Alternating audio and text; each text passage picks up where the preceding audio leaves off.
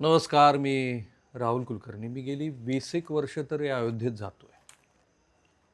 तिथलं सेंटिमेंट, लोकांच्या भावना, मंदिर होण्याच्या आधीच्या आणि नंतरच्या.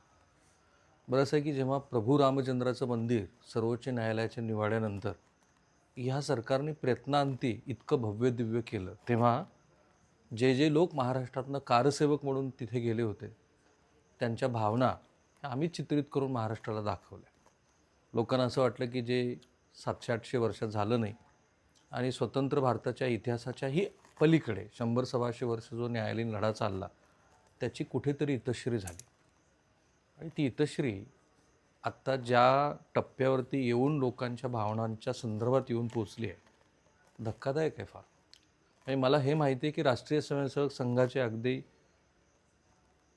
कट्टर स्वयंसेवक आणि हिंदू धर्मीय हे अयोध्येमधल्या मंदिरात ज्या पद्धतीची दानचोरी झाली आणि त्या निमित्तानं जी चर्चा देशात सुरू आहे, अस्वस्थ आहेत, नाराज आहेत. आणि अशा वेळेला त्या मंदिराचे जे ट्रस्टी आहेत, कोषाध्यक्ष, बरोबर ना, स्वामी गोविंदगिरीजी महाराज आपल्यासोबत आहेत. त्यांची पहिलीच मुलाखत आहे महाराज तुमची मराठी. नमस्कार, स्वागत आहे तुमचं. जय श्रीराम. जय श्रीराम. पण तुम्ही जे जे बोललात त्याचा विवादच होत चालला आहे. तुम्ही जेवढे खुलासे देत आहात त्याच्यावर असंख्य प्रश्न विचारले जात आहेत. असं आहे, मी प्रांजळपणानं बोलतो आहे आणि प्रसारमाध्यमांचं हे कौशल्य आहे की ते त्यातलं काहीतरी घेऊन त्याच्यावरती आणखी विवाद करतात. तुम्ही मला काय विचारू शकता?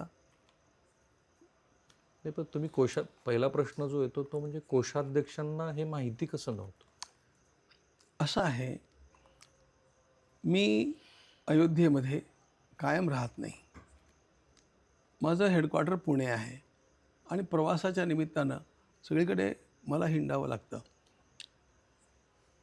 आणि याच्यामुळे आधीपासूनची तिथे व्यवस्था, जी अकाउंटमध्ये रक्कम आली त्याचा सगळा हिशेब मी ठेवतो आहे. मी तो कसा ठेवतो आहे हा एक प्रश्न आहे. तिथे आमचं सगळं एक पूर्ण चांगलं ऑफिस आहे, त्यात 3 चार्टर्ड अकाउंटंट्स आहेत, ते सगळं ते करतायत. पण मी माझ्याकडनं दरमहा शेवटी 5 दिवस एक चार्टर्ड अकाउंटंट तिथे पाठवतो आणि ते सगळं ते तपासतात.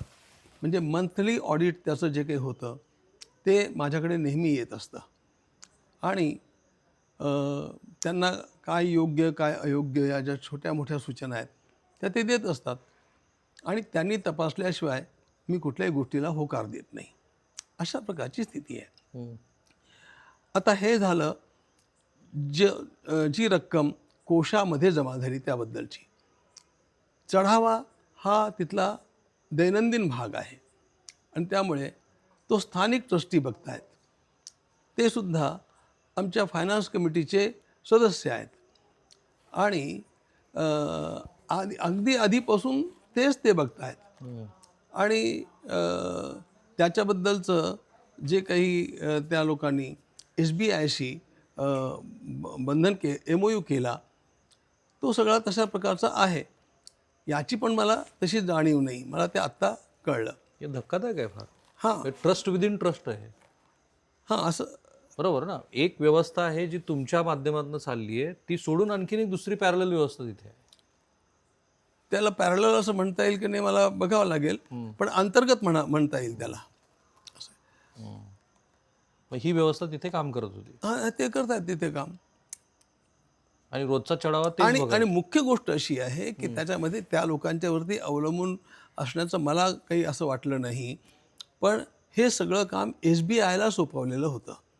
स्टेट बँक ऑफ इंडिया हे ते काम बघते आहे आणि ते तिथले जे एम्प्लॉईज आहेत त्या सगळ्यांची एम्प्लॉयमेंट SBIनं दिलेली आहे आणि त्यांची व्यक्ती तिथे असते. नाही, आता जे आरोपी आहेत ते तर SBIचे नाही आहेत ना. ते SBIचे नाही आहेत. पण खरी गोष्ट अशा प्रकारची आहे की माझा तर दृष्टिकोनच हा होता. हे जर मला नेमकं आधी FIR करण्याच्या आधी विचारलं कोणी असतं तर हा FIR खरं म्हणजे ट्रस्टनं करण्याची आवश्यकता नव्हती. हा SBIने करायला हवा होता, ओके. कारण ते एम्प्लॉईज त्यांचे आहेत. आम्ही त्यांना हे सांगायला पाहिजे होतं की तुम्ही याबद्दल काय करतात. त्यामुळे हे सगळं त्यांच्यावरती सोपवलेलं आहे. ते त्यातले एक्सपर्ट आहेत म्हणून ते त्यांच्यावरती सोपवलेलं आहे आणि ही मंडळी त्यांच्यासोबत काम करतायत. नाही, मी आणखी एकदा हा प्रश्न तुम्हाला विचारतो, कारण आता पहिल्यांदा तुम्ही हे सगळं सविस्तर सांगताय म्हणून, की जे आत्ता आरोपी आहेत, ही सगळी भलीमोठी यादी आहे, ते प्रत्यक्षात ट्रस्टचे कर्मचारी नाहीत? ते SBIने अपॉइंट केले ते SBIचे कर्मचारी आहेत. आणि ही सगळी जबाबदारी SBIची होती? होय. पण अशी व्यवस्था मंदिरात तर कुठं असत नाही, की तुम्ही ही तयार केली होती, की आपल्याकडे ही जबाबदारी नको म्हणून त्यांच्याकडे दिली होती असं SBI? नाही, ते त्यातले एक्सपर्ट आहेत म्हणून दिली ना. जसं आम्ही ट्रान्संडंट L&Tला हे कन्स्ट्रक्शनचं काम दिलं होतं. किंवा टाटा एजन्सीला ते तपासणीचं काम दिलं, त्याप्रमाणे हे काम दिलं. त्याचा आपल्या ट्रस्टशी थेट तसा संबंध नव्हता. आपण जे केलं होतं त्यांच्याशी ॲग्रीमेंट केलं होतं, की तुम्ही ते बघा. हां, असं आहे? असं नाही आहे. तुम्ही आणि आम्ही मिळून ते बघू असं आहे. पण त्यामध्ये एम्प्लॉयमेंट जी आहे ती सगळी त्यांच्याकडनं आहे. आता जेवढे आरोप आहेत ते सगळे SBI सगळे. पहिल्यांदा एक टिन्नू यादव सोडून बाकी सगळे असतील. कारण टिन्नू यादवचा त्याच्याशी काही संबंध होता असं आम्हाला वाटत नाही. तो आधीपासूनच म्हणजे हे मंदिर निर्माण होणं आणि या प्रक्रिया चालणं याच्या आधीपासून तो चंपतरायजींचा ड्रायव्हर आहे अनेक वर्ष.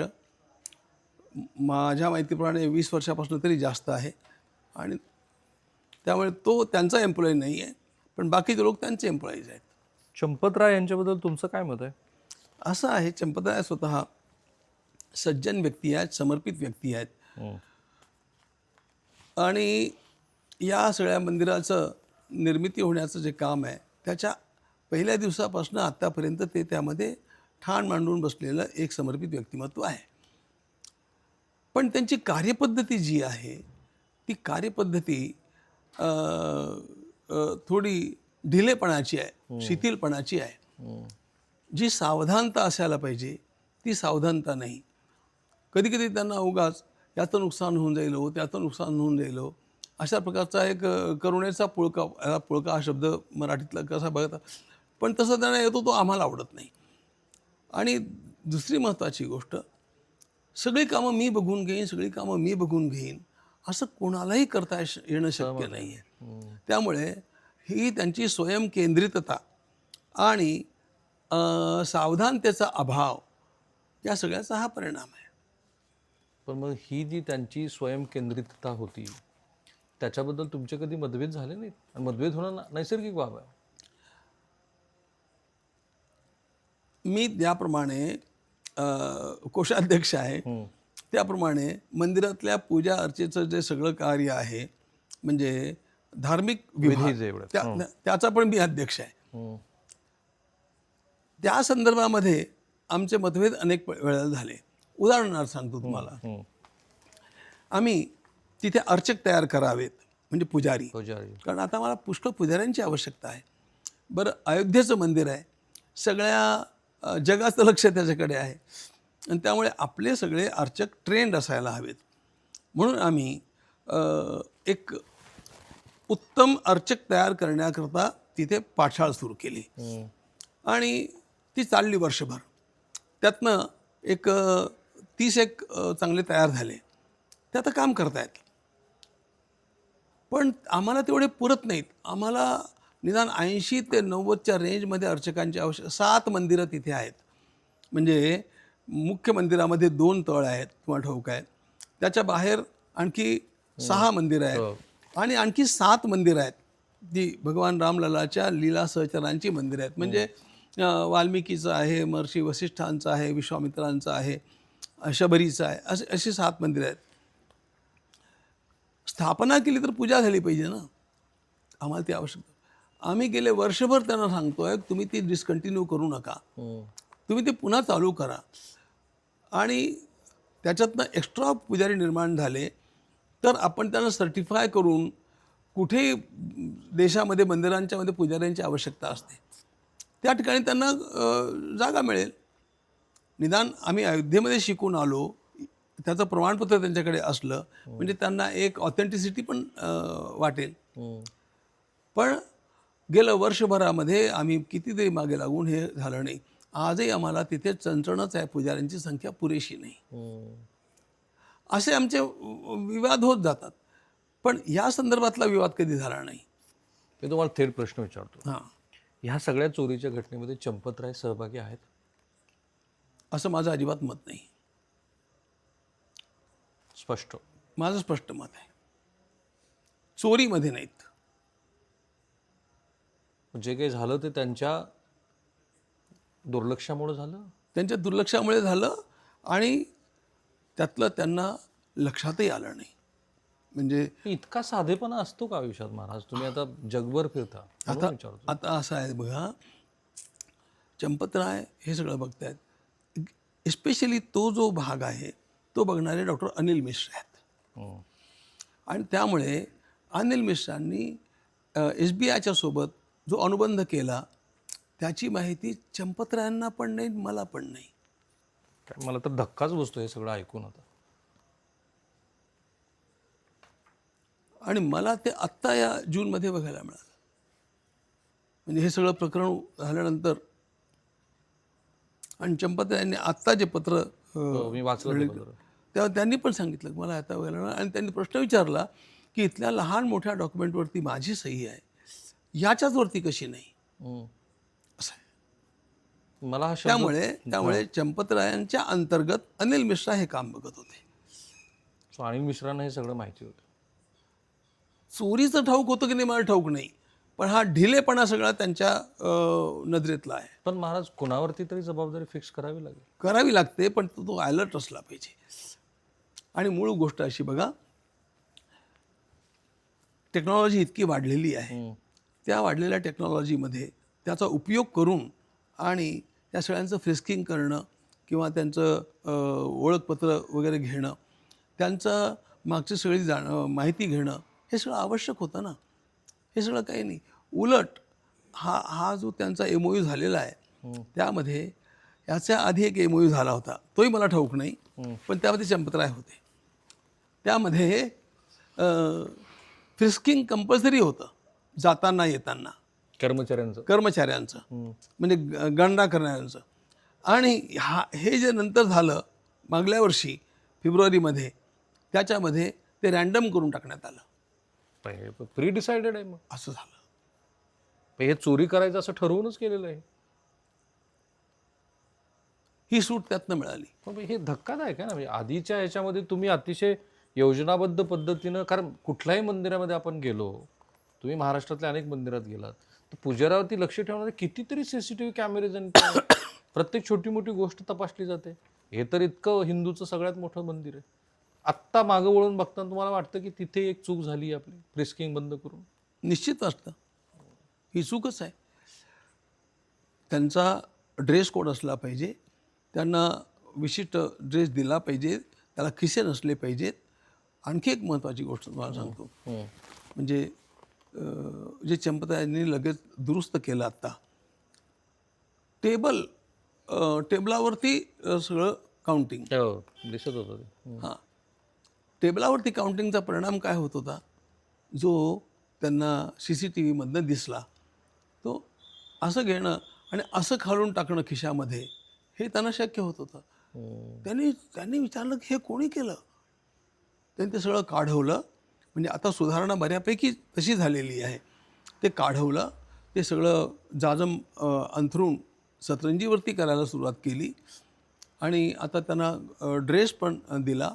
आता SBIचे लोक पण त्या ठिकाणी असतात. आता त्याला एक व्यवस्थितपणा अधिकाधिक येत चाललेला आहे.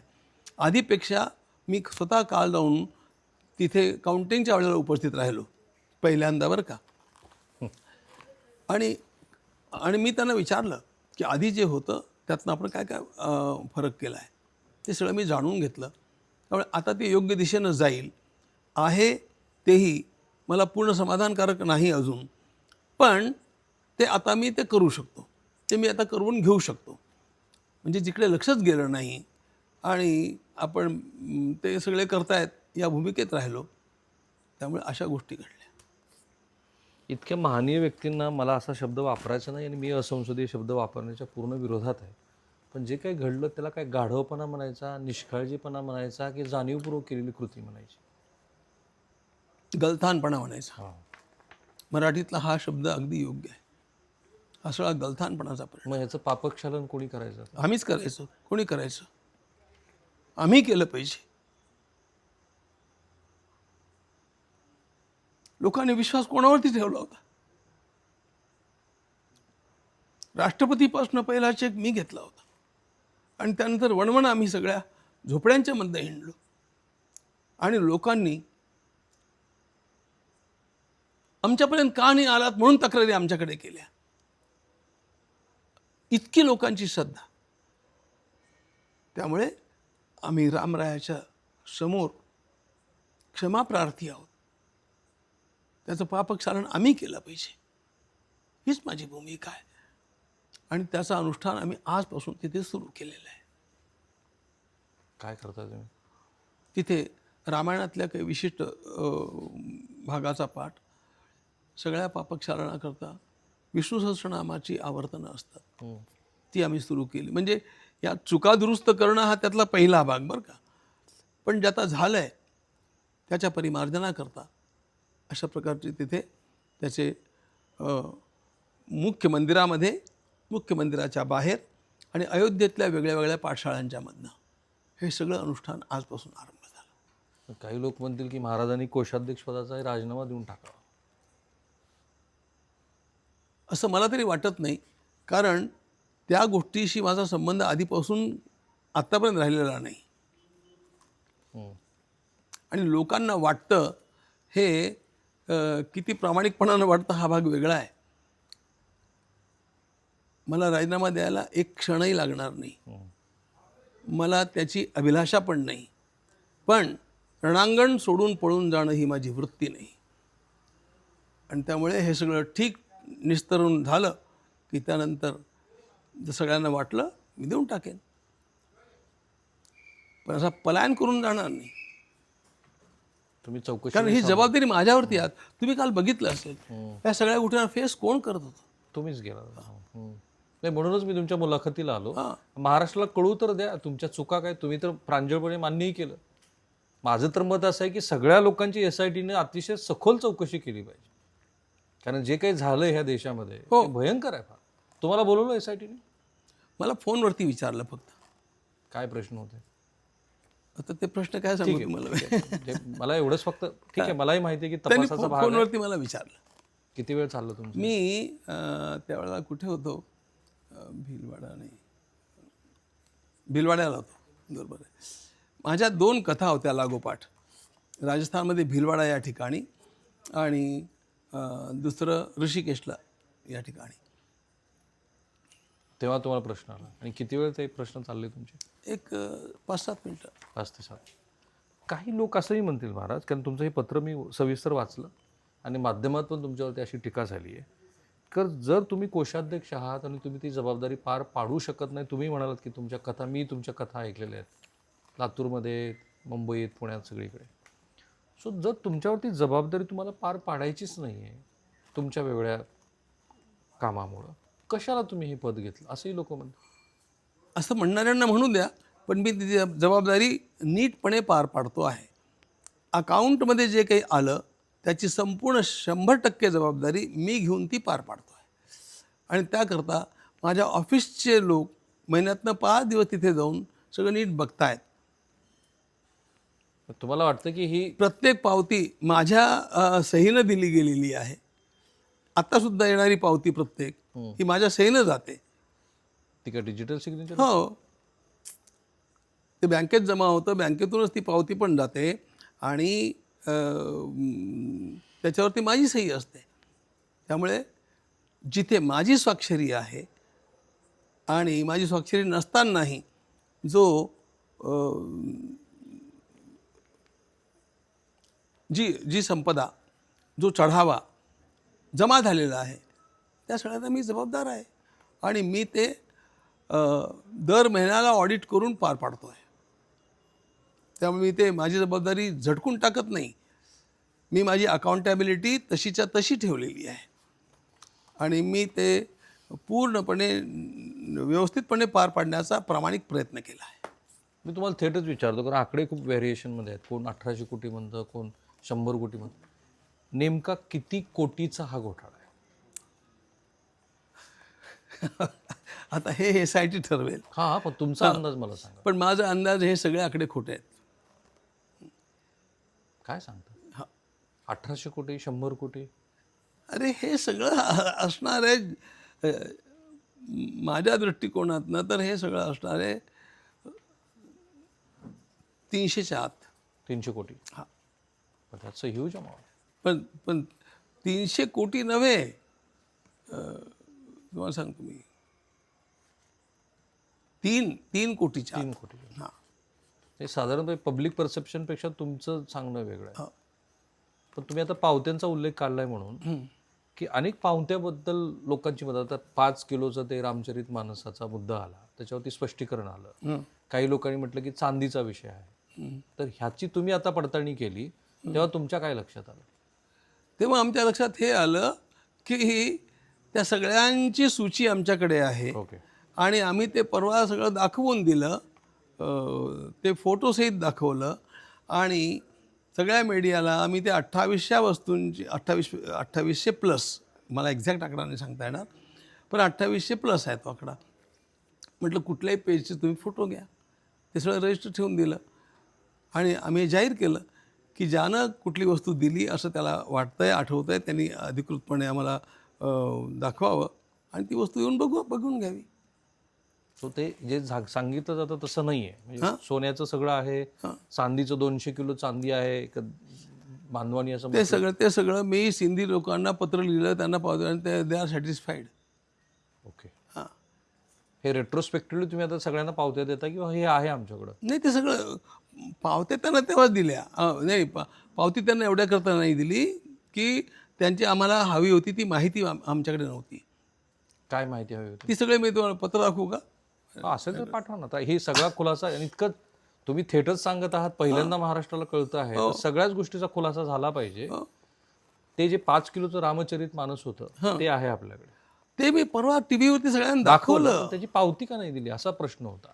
आता हे चंपतरायजींचं पावती दिली, चंपतरायजींनी ते पावती न देता ठेवून दिलं, असं झालं असेल. तुमच्या आत्तापर्यंतच्या मुलाखतीतनं मला आणखीन एका गोष्टीचं आत्ता जे मला जाणवत आहे ते खुलासा करून घेणं आवश्यक आहे. तुमची भूमिका, चंपतरायजींची भूमिका, SBIची भूमिका, बाकीच्या ट्रस्टीची भूमिका ही होती काय नेमकी, की जे ज्यांनी जे काम करणं अपेक्षित होतं ते झालेलं दिसत नाही आहे? असं थोडंसं, हा मी सांगितलं ना, हा चंपतरायजींचा थोडा ढिलेपणा. तेच कळलं मला. पण व्हॉट रोल हेज बीन, त्यांना काय काम दिलेलं होतं जे ट्रस्टीच्या नियमावलीप्रमाणे होतं, आणि ते प्रत्यक्षात ते काय करत होते? जनरल सेक्रेटरी म्हणून ते सगळंच तेच बघत होते आणि सगळं मीच बघणार अशा प्रकारची वृत्ती होती. धोकादायक आहे, धोकादायक. पण तुम्ही ते फार ऍक्टिव्ह आहेत म्हणून, कोषाध्यक्ष म्हणून फारसे तिकडे जात नव्हतं, असं होतं का? ते ॲक्टिव्ह आहेत म्हणून मी जात नव्हतो असं नाही आहे. जितकं जाणं आवश्यक होतं तितकं मी जात होतो. कोषाध्यक्ष म्हणून तिथे जमा झालेल्या सगळ्या वस्तूंच्या निगराणी आणि त्याचा अकाउंट हे सगळं मी बघितलेलंच आहे. त्यामुळे कोशामध्ये जमा झालेल्या नंतरच्या सगळ्या अकाउंट्सना मी जबाबदार पण आहे आणि ते सगळं व्यवस्थितपणे आहे. प्रेक्षकांच्या माहितीसाठी या मुलाखतीचा मुख्य हेतू, ह्या ज्या काही चुका झाल्या त्यातनं ट्रस्ट काय शिकले हा खरा आहे. यांनी काय काय चुका दुरुस्त करायचं ठरवलं आहे, की ज्यामुळं आपल्या हिंदू धर्मियांची ज्या काय श्रद्धेला धक्का बसला आहे तो मला त्यांच्याकडनं समजून घ्यायचा, आणि त्याच्यासाठी मी पुरेसा वेळ त्यांना देणार आहे, कारण ते फार महत्त्वाचं आहे. आत्तापर्यंत जे बोलले ते बऱ्यापैकी माध्यमामध्ये आलेलेच आहे, त्याच्यावरती चर्चाही झाली आहे, प्रतिचर्चा होती आहे, SIT स्थापन होती आहे, SITचं काम पण सुरू आहे. पण मला मुख्यत्वे लोकांना जो धक्का बसला आहे त्याच्यातनं काय ट्रस्टनी आता समजून घेतलं आणि त्यातल्या काय काय चुका ते दुरुस्त करतात ते समजून घ्यायचं. पण पहिल्यांदा तुम्हाला कधी लक्षात आलं की असं काहीतरी घडलं? का ते पेपरला आल्यानंतर, माध्यमात आलं? पेपरला आल्यानंतर कळलं मला.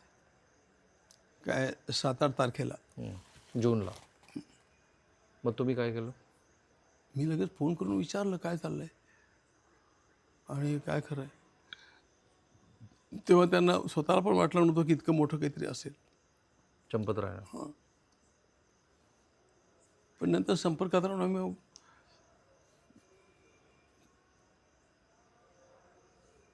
त्या सगळ्या गोष्टींचा गांभीर्यानं विचार केला.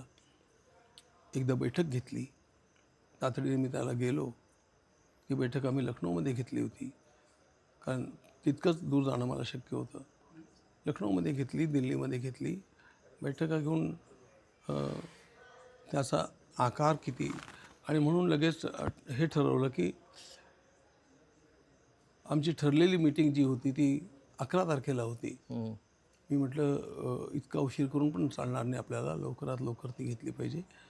5 तारखेला मला इथे एक महत्त्वाची आमच्या ट्रस्टची मीटिंग होती आणि इथे 25 पुणे संस्कार होते.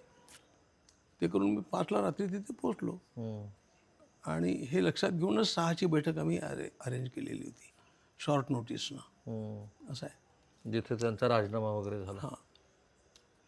आणि या सगळ्या गोष्टींच्यामधनं आता सगळा धडा घेऊन, आपली चूक लक्षात घेऊन किती दक्षतेनं राहिलं पाहिजे, हा सगळा विचार आम्ही करतो आहोत. आणि एवढ्याकरता पहिली गोष्ट जी आम्ही ठरवली, आता तुम्हाला गलथानपणा सांगतो. गलथानपणा 2.5 वर्षापासून आम्ही तिथे CEO असला पाहिजे या ह्याच्या आग्रही. Accounting officer. हा हा अकाउंटिंग नाही, एक्झिक्युटिव्ह ऑफिसर. याचा आग्रह धरलेला होता. पण ते या लोकांनी आवश्यकता नाही म्हणत होऊ दिलेलं नव्हतं.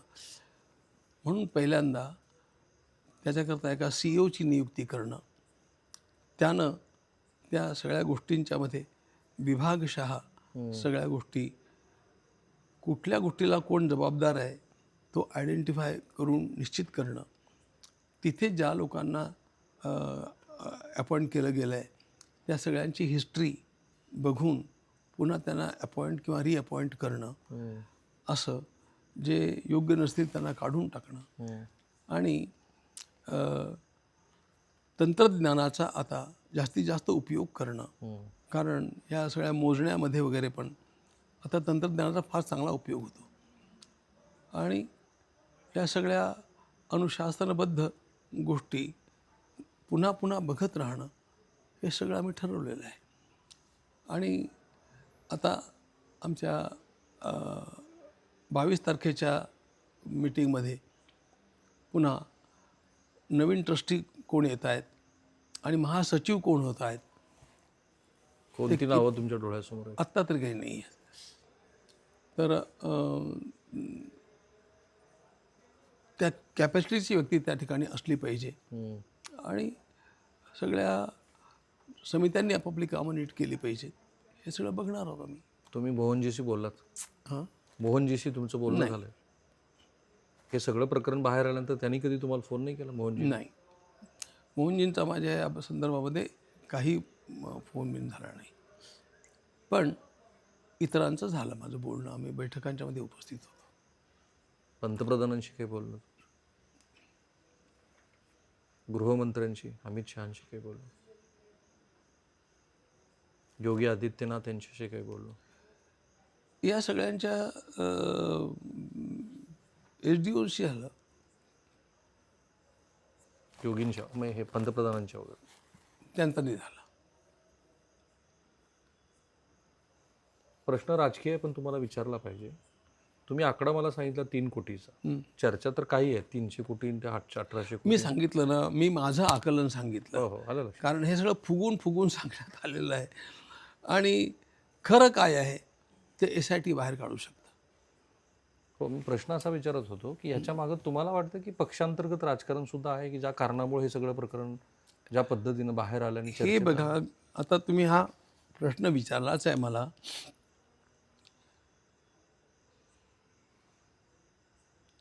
पक्षांतर्गत राजकारण त्यात नक्कीच आहे. हिंदूंची श्रद्धा तोडणं हा भागही त्यामध्ये आहे.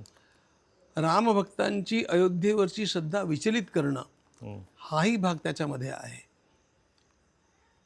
नाहीतर याचं इतका पराचा कावळा करण्याचं काही कारण नव्हतं.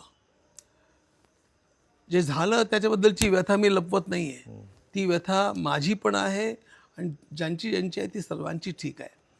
पण ज्या पद्धतीनं त्याचा प्रचार प्रसार केला जातो आहे, बोभाटा केला जातो आहे, त्याच्या मागे मात्र केवळ रामभक्ती हे कारण नाही. आणि या लोकांनी रामभक्तीचा उल्लेख करावा ज्यांनी जय श्रीराम म्हणायला बंदी केली.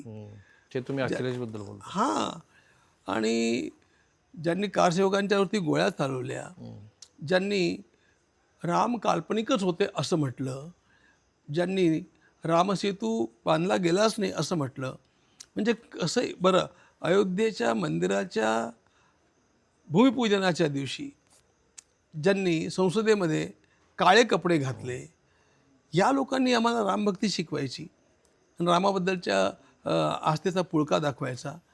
हे सगळं या अ, अ, घोटाळ्याचं राजनीतिकरण आहे आणि त्याच्यामधनं स्वार्थ साधणं, हिंदूंच्यामध्ये फूट निर्माण करणं, लोकांची श्रद्धा विचलित करणं, अशाच प्रकारचे सगळे हेतू आहेत.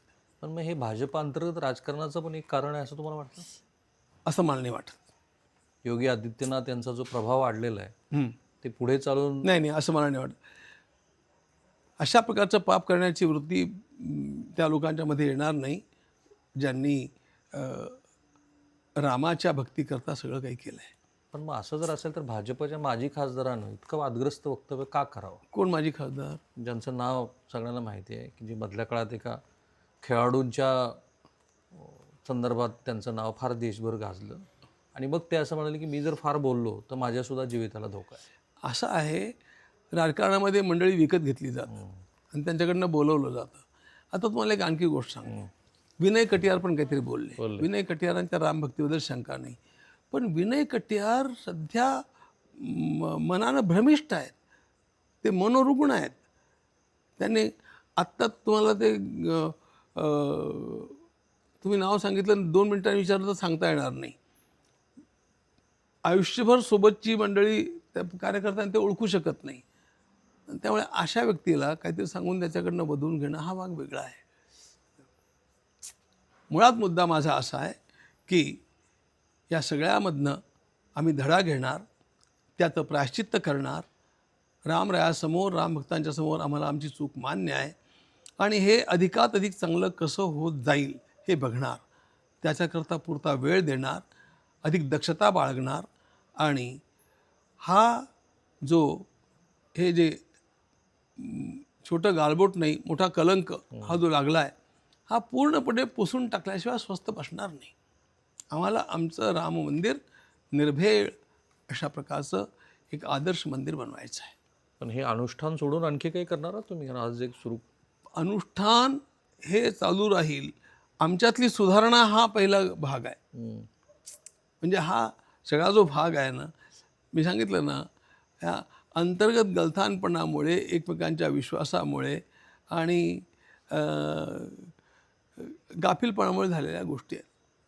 इतकं गाफील राहून चालणार नाही. ह्या मुलाखतीच्या अगदी शेवटच्या भागात आहोत आणि त्याचाही पुन्हा एकदा उकल करून घेतलीच पाहिजे. म्हणून जे आरोपी आता अटकेत आहेत त्यांच्या संदर्भात इतक्या विवेक्षित अशा बातम्या आल्यात की त्यांनी काही गर्लफ्रेंडला चाबूक दिलं, जमिनीच खरेदी केल्या. आता ह्या बातम्या माध्यमात आल्या आणि SIT त्याची चौकशी करतेच आहे. पण तुम्ही जेव्हा तिथे गेलात तर तेव्हा तुम्ही ह्याचा विचारणा केली, हे असं खरोखर झालंय का? आणि तेव्हा तुमच्या काय लक्षात आलं? नाही नाही, ह्या बातम्या तर आजच्या आहेत. मी तिथे कालपर्यंत सक्रिय होतो. आज सकाळी तिथून निघालो आणि यातलं मला काही ठाऊक नाही. ठाऊक असण्याचा प्रश्न नाही. याच्यातले एकालाही मी ओळखत नाही. आता प्रसारमाध्यमांच्या मध्ये जे येतं ते सगळं किती फुगवून सांगण्यात येतं हे जग जाणतं. SIT ते सगळं नक्की करेल, हा विषय त्यांचा आहे. आणि अगदी सुरुवातीला सुद्धा अयोध्येच्या मंदिराची जागा खरेदी आजूबाजूच्या जागेची 5 कोटीची 21 कोटी झाली वगैरे, तेव्हाही तो वाद झाला होता. तेव्हा सगळं मी स्वतः तिथे गेलो होतो. 3 दिवस सगळी कागदपत्र वकिलांच्याकडनं CNच्याकडनं तपासून घेतली आणि मी तिथे सगळ्या संपूर्ण प्रेसला बोलावून त्यांना ओपन चॅलेंज दिलं. ज्या भावामध्ये आम्ही घेतली जमीन त्या भावामध्ये आम्हाला आणखी हवी आहे, तुमच्यातल्या कोणी आम्हाला घेऊन द्यावी. आणि याच्याबद्दल ABPनं एक शब्द वापरला होता, the master stroke of the treasurer. Govindgiri Maharaj. हां, नाही माझं हे विधान तेच तुमचं तुम्ही विधान खरेदी आहे, करू. ते मास्टर स्ट्रोक असं त्यांनी वापरलं. हां, महाराज, या सगळ्या घटनेमुळं हिंदूंच्या भावनांना हं. किती धक्का बसला? कारण ज्या वेळेला चंपतराय गेले विमानामध्ये त्यावेळेला लोकांनी त्यांच्या निषेधाच्या घोषणा दिल्याच्या बातमी मी चंपतराय नाही, ती गोष्ट आहे यांच्याबद्दलची आपल्या गोपाळरावांच्या बद्दलची. हं. चंपतराय अयोध्या सोडून गेले नाहीत, तिथेच आहेत ते. तिथेच आहेत. पण तुम्हाला येणारे फीडबॅक काय आहेत सध्या लोकांचे? मला लोकं तर काय बोलतायत तुम्हाला? मला तर सगळ्या पिढ्या चांगलाच आहे, असं नकारात्मक कोणी बोलतंय? कुठलाही लेश मात्र नाही. आणि मी सारखा लोकांमध्ये मिसळतोय, प्रवास करतोय, कार्यक्रम करतोय. पण हे सगळं ऐकून आणि तुम्हाला झोप येते ना महाराज? कारण हे फार अस्वस्थ करणार आहे सगळ्या. असं आहे, मला भगवंतावरती पूर्ण विश्वास आहे. याच्यामध्येही काहीतरी आम्हाला धडा शिकवण्याचा देवाचा हेतू असावा. या सगळ्यांच्यामधनं हे अग्निदिव्य आहे, याच्यामधनं आम्ही बाहेर येऊ याची मला खात्री आहे. तुम्हाला हे मला का वाटतं ते सांगतो तुम्हाला. कांची महाराजांच्या केसमध्ये मी पहिल्या दिवसापासून सक्रिय होतो, कारण ते माझे गुरु. हां, आणि तेव्हासुद्धा या सोशल मीडियानं इतकं अकांड तांडव निर्माण करून ठेवलेलं होतं की त्यामुळे भल्या भल्या लोकांच्या मनामध्ये, म्हणजे अगदी महाराजांच्या जवळच्या लोकांच्या मनामध्ये आणि आमच्या सत्ताधीशांच्याही अनेकांच्या मनामध्ये, धर्माचार्यांच्याही अनेकांच्या मनामध्ये काहीतरी असलं पाहिजे होऊन गेलं होतं. आणि धर्माचार्यसुद्धा कायदा आपल्या वाटेनं जाईल अशा प्रकारची विधानं करायला सुरुवात केली होती. जेव्हा की मला हे पहिल्या दिवसापासून ठाऊक होतं, बिकॉज ऑफ हिज कॅरेक्टर, की हे शक्य नाही आहे, हे फॅब्रिकेटेड आहे आणि हे सगळं मिशन्सनं करवलेलं काम आहे. त्यामुळे मी त्यात लागलो, त्याच्यातून बाहेरही आलो देवाच्या कृपेनं. पण हा मधला जो काळ होता, त्या काळामध्ये सगळ्यांच्या मनामध्ये भ्रम तर निर्माण झालेला होता. तशी स्थिती आज आहे. पण जर तशी स्थिती असेल हां तर आत्ता उत्तर प्रदेशच्या विधानसभेच्या निवडणुका होऊ घातल्या पुढच्या वर्षी, हां आणि 2029ला लोकसभेच्या निवडणुका आहे. याचा भारतीय जनता पार्टीला फटका बसेल असं मला वाटतं. मला नाही वाटत. मला वाटत नाही. कारण ज्या पद्धतीनं सरकार ते हाताळत आहे त्या पद्धतीनं न्याय प्रस्थापित होईल. कुठल्याही संस्थेत चुका होत नाहीत असं नाही, त्या चुकांचं निस्तारण योग्य पद्धतीनं झालं की नाही हे बघणं महत्त्वाचं असतं. आणि ज्या पद्धतीनं योगीजी ते हाताळत आहेत ते मला अगदी व्यवस्थित वाटतं आहे. आणि त्यामुळे निश्चितपणे एक प्रश्नचिन्ह पुढे उभं राहील लोकांच्या, पण लोक ते ओलांडूनही पुन्हा रामभक्तीनं सगळं आपलं कार्य करतील. चंपतराय यांच्या अटकेची वगैरे तुम्हाला भीती नाही वाटत ना? मला नाही वाटत असं काही. चंपतरायांचे नाही वाटत. किंवा ट्रस्टीपैकी कोणाला अटक होऊ शकते? ती होऊ शकतात, तर ते SITचं मी काय सांगणार.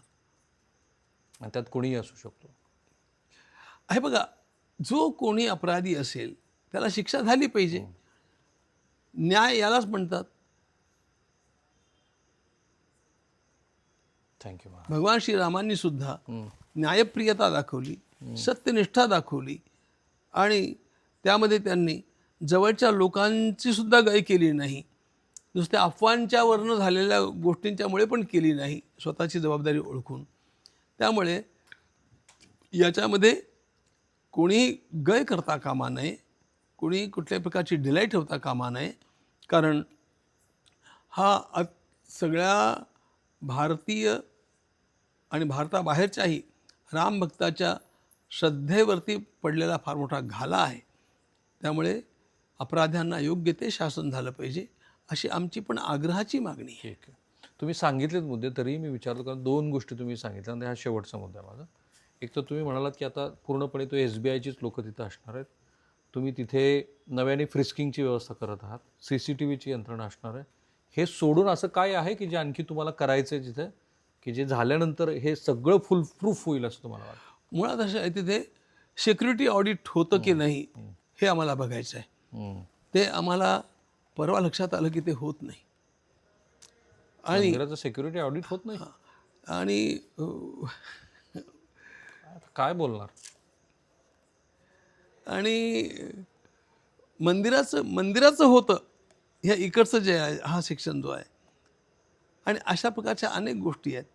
याच्याकरता तंत्रज्ञानाची उत्तम जाणीव असलेल्या ज्या एजन्सीज आहेत त्या एजन्सीजना बोलवून आम्ही त्या ठिकाणी कार्यरत करणार आणि त्यांना त्यांच्या कामात कोणीही दखल देता कामा नये अशा प्रकारची शिस्त सर्वांना लावणार. आणि या सगळ्या गोष्टींच्यावरती देखरेख करण्याकरता एक उत्तम CEO आम्ही त्याच्याकरता निवडणार. तो सुद्धा 3 लोकांची एक समिती नेमलेली आहे. त्या समितीनं लोकांचे इंटरव्ह्यू घेऊन माहिती घेऊन आम्हाला 3 नावं द्यावीत. त्या 3 मधलं आम्ही कोणी त्याच्या वृत्तीप्रमाणे निवडण्याचा प्रयत्न करू. म्हणजे ते सुद्धा असं पारदर्शक पद्धतीनं झालं पाहिजे असा आमचा दृष्टिकोन आहे. थँक्यू.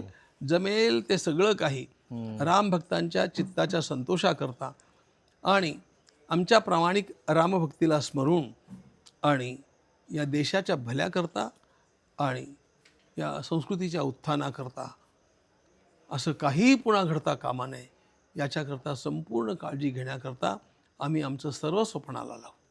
आभार आहे तुमचा मला. Thank you so much. जय श्री. तुम्ही एक पाहिलं असेल तर ह्या मुलाखतीमध्ये मी हा जाणीवपूर्वक प्रयत्न केला, जी की आमची शैली नाही आहे, की त्यांना फारसे प्रतिप्रश्न मी विचारले नाहीत.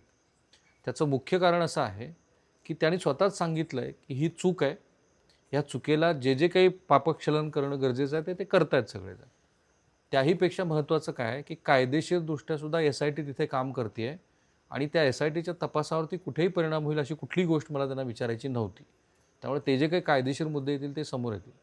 मूळ मुद्दा काय आहे की आत्ता प्रभू रामचंद्राच्या जन्मस्थळातल्या मंदिरातला हा जो काही भोंगळ कारभार समोर आला आहे, त्याच्यानंतर देशभरातल्या मंदिरामध्ये ही व्यवस्था व्हावी अशी सद्यस्थिती आहे. कारण सगळीकडेच आता नवनवीन पद्धतीच्या माहिती येतात. फक्त हे होत असताना जी काही श्रद्धा आहे सामान्य भाविकांच्या, त्या श्रद्धेला कुठे धक्का पोहोचू नये ते पाहणं काम आहे.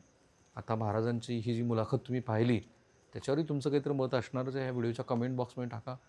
ते प्रश्नही मी त्यांच्यापर्यंत पोहोचवेन. थांबूया आपण. थँक्यू.